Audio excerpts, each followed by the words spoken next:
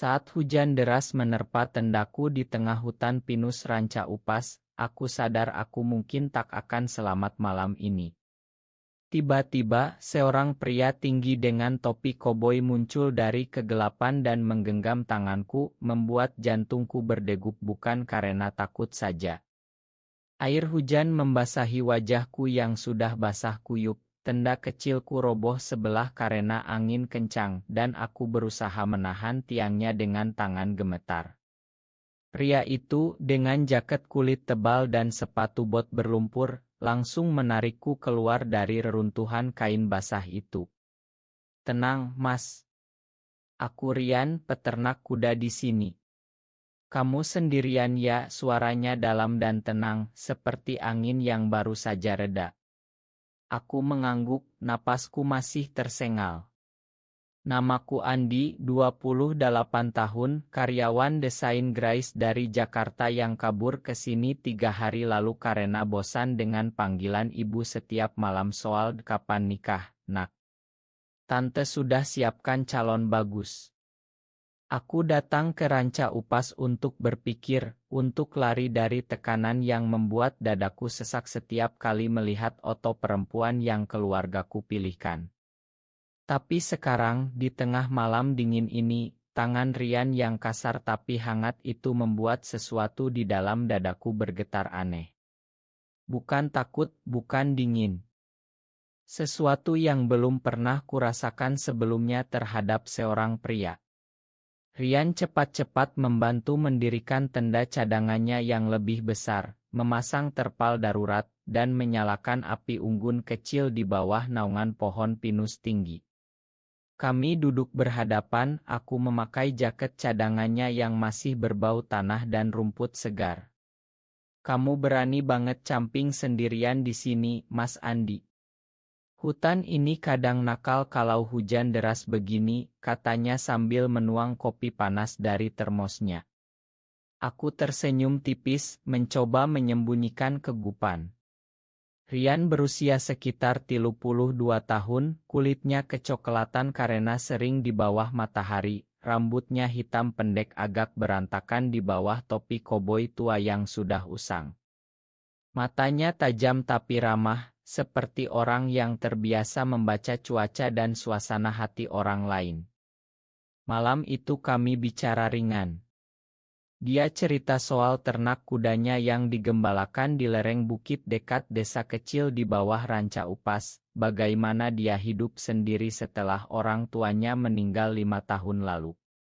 Aku hanya mendengar, sesekali mengangguk, tapi pikiranku melayang ke Jakarta, ke apartemen kecilku yang sepi, ke teman-teman yang tak pernah tahu rahasiaku. Aku suka pria sudah sejak SMA, tapi tak pernah berani mengakui. Keluargaku Muslim taat, tetangga selalu bertanya kapan bawa pacar pulang dan aku memilih diam, memilih pura-pura sibuk kerja. Sekarang di sini, saat Rian tertawa kecil karena ceritaku soal pekerjaan kantor yang membosankan, jantungku kembali berdegup kencang. Aku buru-buru mengalihkan pandangan ke api unggun. "Kamu baik sekali, Rian.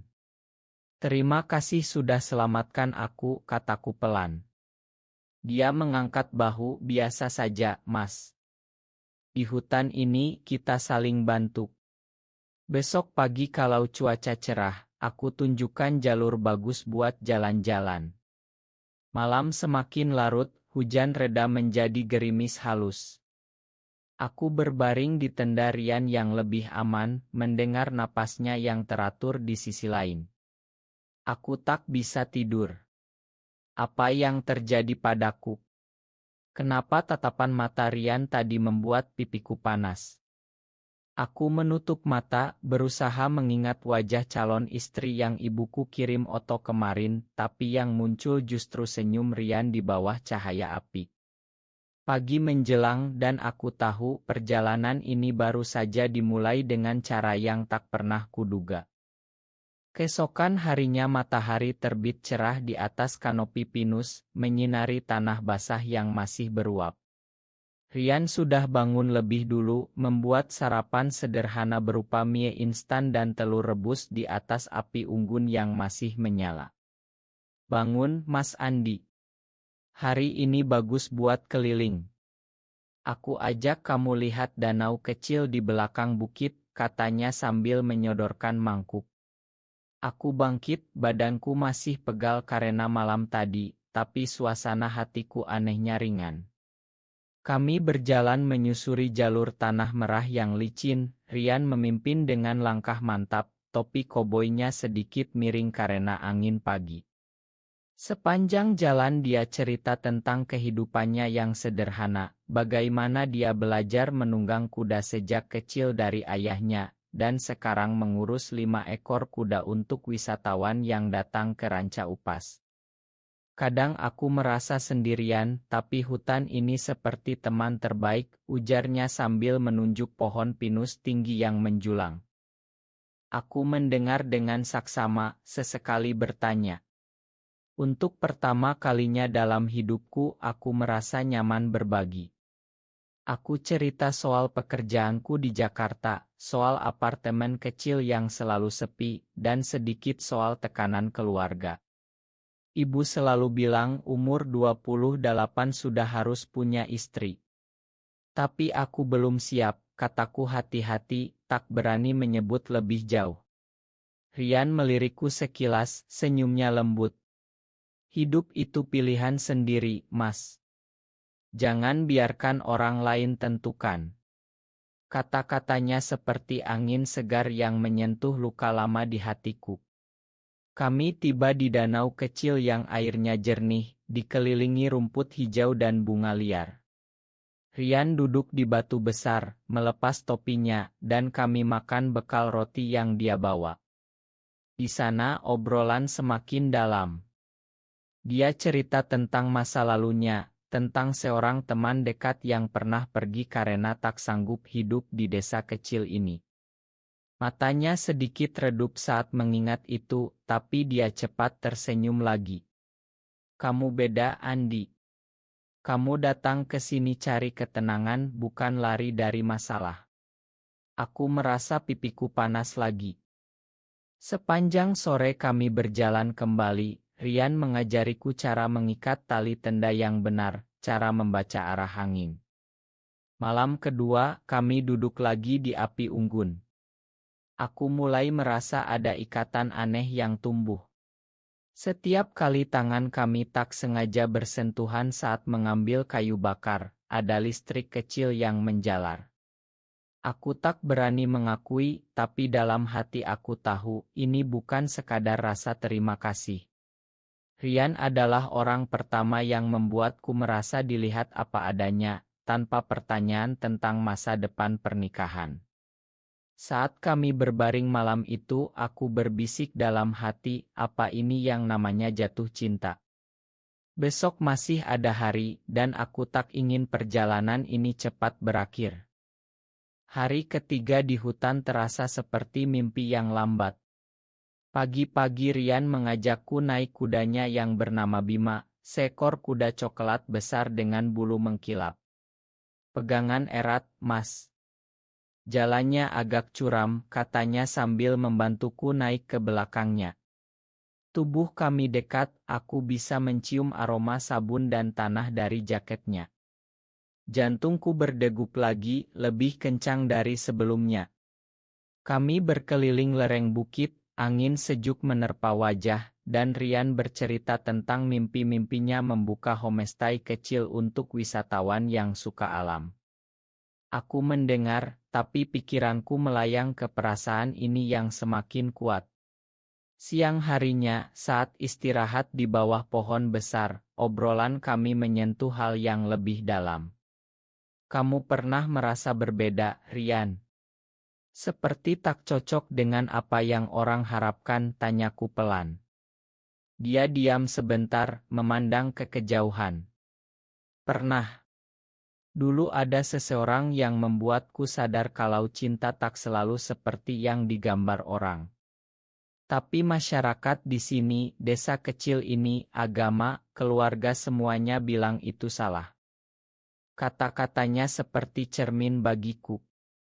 Aku akhirnya cerita sedikit, aku juga begitu, Rian. Di Jakarta aku pura-pura, tapi di sini denganmu rasanya aku bisa bernapas. Momen itu mata kami bertemu lama. Tak ada kata, hanya senyum kecil dan tangan yang hampir bersentuhan lagi. Malam harinya, hujan ringan turun lagi, kami duduk di tenda sambil mendengar suara tetes air di atap. Rian bercerita tentang ibunya yang dulu selalu bilang cinta itu harus untuk perempuan, nak, tapi dia tak pernah bisa bohong pada diri sendiri. Aku merasa air mata hampir jatuh. Untuk pertama kali aku mengakui dalam hati aku jatuh cinta pada pria. Pada Rian. Kedekatan kami malam itu terasa hangat, seperti pelukan tanpa disentuh. Aku tak tahu besok akan seperti apa, tapi aku tahu perasaan ini tak bisa kusembunyikan lagi. Pagi keempat, telepon dari ibu masuk saat sinyal muncul di bukit. Andi, kapan pulang? Tante sudah atur pertemuan dengan anaknya Pak Haji. Dia cantik, kerja di bank. Suara ibu tegas, penuh harap. Aku menjawab pendek, nanti, Bu. Aku lagi di hutan. Tapi hati kecilku hancur. Rian melihat wajahku berubah, bertanya lembut. Aku cerita semuanya, tentang tekanan nikah, tentang rahasia yang kutahan bertahun-tahun. Dia mengangguk paham, tapi ada bayangan sedih di matanya. Siang itu kami turun ke desa kecil di bawah untuk beli persediaan. Warga desa mengenal Rian, menyapa ramah, tapi saat melihat kami berjalan berdua, ada bisik-bisik. Seorang tetangga Rian bertanya, siapa temanmu ini? Pacar baru. Rian tertawa, tapi aku melihat ketegangan di bahunya. Malamnya, kesalahpahaman datang. Seorang pemuda desa yang mengenal Rian datang ke tenda, mabuk, bilang kamu jangan dekat-dekat dengan orang kota, Rian. Orang bilang aneh. Kata-kata itu seperti tamparan. Aku merasa bersalah, merasa membawa masalah untuk Rian. Malam itu kami bertengkar kecil, pertama kalinya. Mungkin aku harus pulang besok, kataku pelan. Rian diam, tapi matanya penuh luka. Konflik dalam hatiku semakin besar, antara perasaan baru ini dan kewajiban pada keluarga. Pagi kelima, aku packing barang dengan tangan gemetar. Rian melihat dari jauh, tak bicara banyak. Saat aku mulai berjalan menuju jalan keluar hutan, dia mengejar dengan kudanya. Andi, tunggu. Suaranya penuh emosi. Kami konfrontasi di tengah jalur tanah.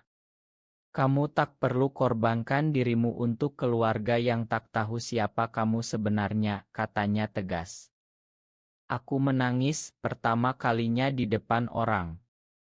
Aku cerita tentang ketakutan kehilangan keluarga, tentang norma masyarakat yang membuatku merasa salah.